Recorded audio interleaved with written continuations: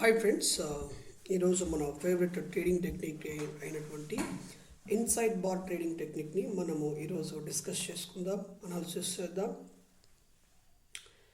చూడండి, inside bar trading టెక్నిక్లో రోజుకు ఒక కొత్త మలుపులు నేను తెలుసుకుంటున్నాను. చూడండి, ఇక్కడ మదర్ని చైల్డ్ని మనం గుర్తిస్తే, చూడండి మదర్ని చైల్డ్ని ఇక్కడ గుర్తిస్తాం. సో మదర్ యొక్క హై చైల్డ్ యొక్క హై కంటే ఎక్కువ ఉండాలి. సో మదర్ యొక్క లో చైల్డ్ యొక్క లో కంటే తక్కువ ఉండాలి. వాడికి ఒక జోన్, పర్ఫెక్ట్గా జోన్ అనేటువంటి మనము డ్రా చేసుకోవాలి. సో డ్రా చేసుకున్న తర్వాత ఇక్కడ ఎంట్రీ తీసుకుంటాం. ఎంట్రీ అనేటువంటిదని మనం పర్ఫెక్ట్గా అయితే యాక్చువల్గా ఇక్కడ కొన్ని సందర్భాల్లో ఎంట్రీ అనేటువంటిది తీసుకోలేము. ఎందుకంటే ఇది ఫస్ట్ హాఫ్ లోపునే బ్రేక్అవుట్ చేసి రిజెక్ట్ చేసింది. సో దీన్ని మనం ఎంట్రీ అనేటువంటిది తీసుకోవడానికి ఆస్కారం అయితే లేదు. సో పర్ఫెక్ట్ ఎంట్రీ ఎప్పుడంటే దీనిలోని ఎప్పుడైతే ఇది బ్రేక్ చేస్తుందో అప్పుడు మనం ఎంట్రీ తీసుకుంటే బాగుంటుంది అనే ఫీలింగ్ నాకు వచ్చింది ఈరోజు. సెకండ్ టైం వెళ్ళి రిజెక్ట్ అవ్వకపోయినా దీన్ని ఎప్పుడైతే లోని బ్రేక్ చేస్తుందో అప్పుడు మనం ఎంట్రీ తీసుకుంటే ఇదంతా మన ప్రాఫిట్ లెక్కలో వస్తుందని చెప్పి ఆలోచన చేశాను. సో ఇది ఎగ్జిట్ పాయింట్గా తీసుకోవచ్చు, ఇది ఎంట్రీ పాయింట్ లాగా కూడా తీసుకోవచ్చు. కొన్ని సందర్భాలు అది ఇలా వచ్చినట్టు వచ్చి తర్వాత మళ్ళీ ఇలా పైకి కూడా వచ్చేస్తుంది. సో అది మీరు జాగ్రత్తగా అబ్జర్వ్ చేసుకోండి, ఓకేనా ఫ్రెండ్స్. తర్వాత ఏయూ బ్యాంక్, ఈరోజు ఏయూ బ్యాంక్ని నేను ఇది కూడా ఒకసారి ఫస్ట్ టాప్లో బ్రేక్అవుట్ ఇచ్చింది, సెకండ్ టాప్లో రిజెక్ట్ చేసింది.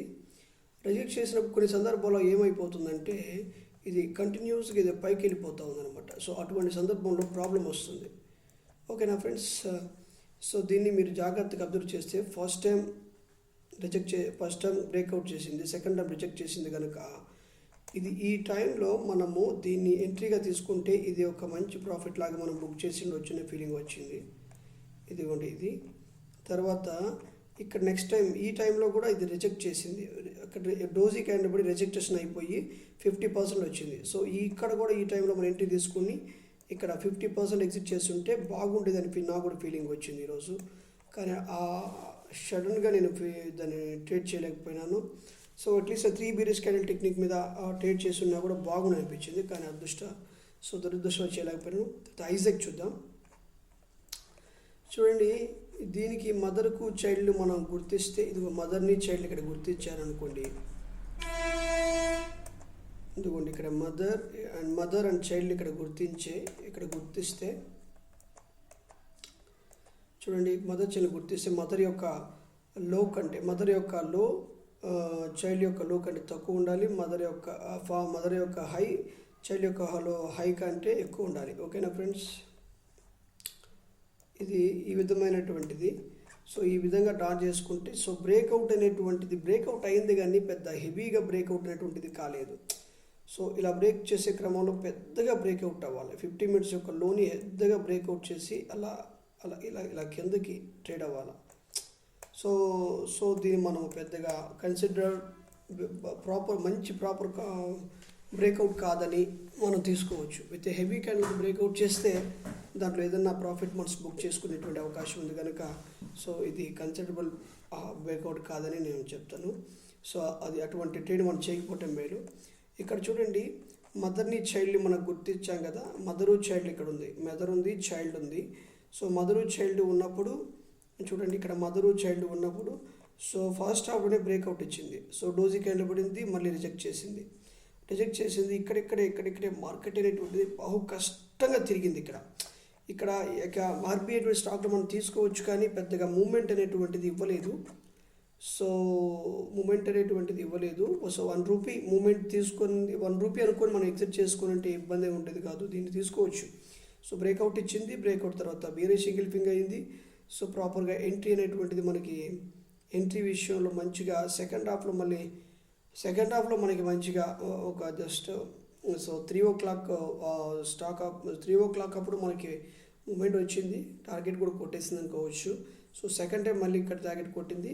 సో దాన్ని బట్టి కూడా కన్సిడర్ చేసుకోవచ్చు.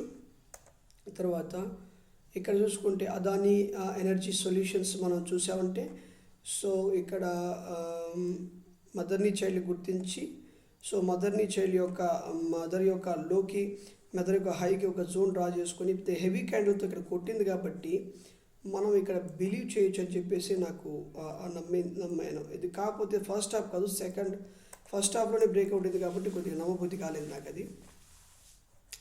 సో ఇది చూడండి, 145 సెకండ్ హాఫ్లోనే బ్రేక్అవుట్ అయింది ఇది.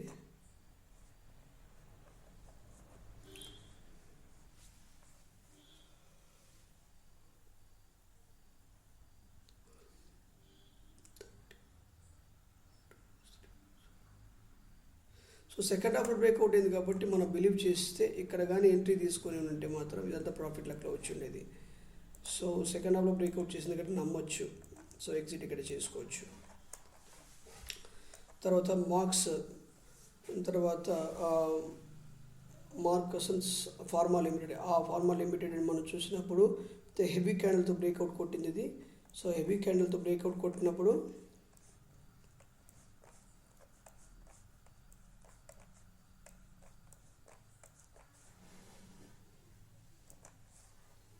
చూడండి, హెవీ క్యాండిల్తో బ్రేక్అవుట్ కొట్టింది. సో బ్రేక్అవుట్ కొట్టడమే కాకుండా సో ఇది రిజెక్ట్ అయింది. సో స్ట్రాంగ్ క్యాండిల్తో రిజెక్ట్ అయింది కాబట్టి మనం ఇక్కడ ఎంట్రీ తీసుకుని ఉంటే కాకపోతే ఫస్ట్ హాఫ్ అయింది. సో రిజెక్షన్ మనం ఫస్ట్ హాఫ్లో తీసుకోవచ్చు. సో సెకండ్ హాఫ్ పోయినప్పుడు అప్పుడు కూడా రిజెక్ట్ వచ్చింది. సో ఇది బహు కష్టతరంగా నడిచింది అనుకోవచ్చు. సో ఎంట్రీ అక్కడ తీసుకొని ఎగ్జిట్ తీసుకోవచ్చు.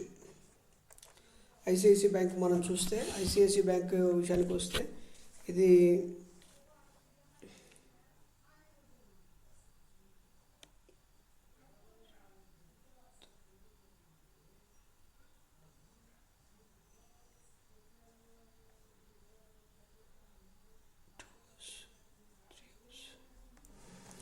సెకండ్ హాఫ్లో ఇది యాక్చువల్గా నేను ఐసిఐసిఐ బ్యాంక్ ఎంట్రీ తీసుకుందామని చూశాను. కాకపోతే ఇక్కడ వేరే సింగిల్ కవింగ్ దీని లోపలికి ఎంగిల్ ఫింగర్ మళ్ళీ రిజెక్ట్ అయ్యింది కాబట్టి ఎంట్రీ తీసుకోవచ్చు. కాకపోతే నేను ఇక్కడ డౌట్ పడ్డాను కిందకు వస్తుందా లేదని చెప్పేసి. సో సడన్గా ఈ జోన్ వరకు అది కిందకి రావడానికి పైకి రావడానికి ఇష్టపడలేదు. సో ఇక్కడిక్కడే తక్కువ జస్ట్ ఒక 5 రూపీస్ ప్రాఫిట్లో మనం దీన్ని ఎగ్జిట్ చేయవలసి వచ్చింది. సో అద్భుత రీతికి ఇక్కడ మనం ఎంట్రీ తీసుకోండి ఇదంతా ప్రాఫిట్ లెక్క వచ్చేది మనకి. సో ఇది మళ్ళీ కూడా సెకండ్ హాఫ్లో మళ్ళీ పైకి వెళ్ళి మళ్ళీ రిజెక్ట్ అయ్యి కిందకు వచ్చింది. సో ఇది పర్ఫెక్ట్గా బుల్లిష్ యాంగిల్ ఫింగ్ అని సో ఒక ఇన్సైడ్ బార్ ట్రేడింగ్ టెక్నిక్ని పర్ఫెక్ట్గా ఫాలోఅప్ చేసింది. తర్వాత భారత్ ఎయిర్టెల్ మనం చూస్తే ఇటువంటి స్టాక్స్లో ట్రేడ్ చేయకపోవడం మేలు అనిపించింది. ఈరోజు నేను యాక్చువల్గా దీంట్లో ట్రేడ్ చేయడం జరిగింది. సో ఇలా మదర్ చైల్డ్ విషయంలో దీన్ని ట్రేడ్ చేశాను. మదర్ యొక్క హైని మదర్ యొక్క లోని క్యాలిక్యులేట్ చేసి మదర్ యొక్క హై మదర్ యొక్క లో సో దాంట్లో ఇన్సైడ్ క్యాండిల్ పెట్టి ట్రేడ్ చేశాను. సో వన్స్ ఇట్ బ్రేక్ అయిన తర్వాత ఒక డోజీ క్యాండిల్ పెడితే ట్రేడ్ చేసి ఇక్కడ ఎంట్రీ తీసుకునేది అంతా ప్రాఫిట్ లెక్కలో వచ్చేది. కానీ బాగా వచ్చింది కదా అనే ఉద్దేశంలో నేను ఏం చేశానంటే ఇక్కడ ఎంట్రీ తీసుకున్నాను. సో ఇక్కడ ఎంట్రీ తీసుకునే క్రమంలో ఇది నాకు లాస్ అయింది. ఇక్కడికి ఎంట్రీ తీసుకున్నాను. సో సడన్గా పైకి వెళ్ళిపోయింది. సో ఈడ దాకా వెళ్ళిపోయింది. వెళ్ళిపోయి కాసేపు నేను వెయిట్ చేసిన తప్ప కరెక్ట్గా ఇక్కడికి వెళ్ళిన తర్వాత సో 1 2 3 4 5 5th క్యాండిల్లో దీన్ని ఎగ్జిట్ చేయడం జరిగింది నేను.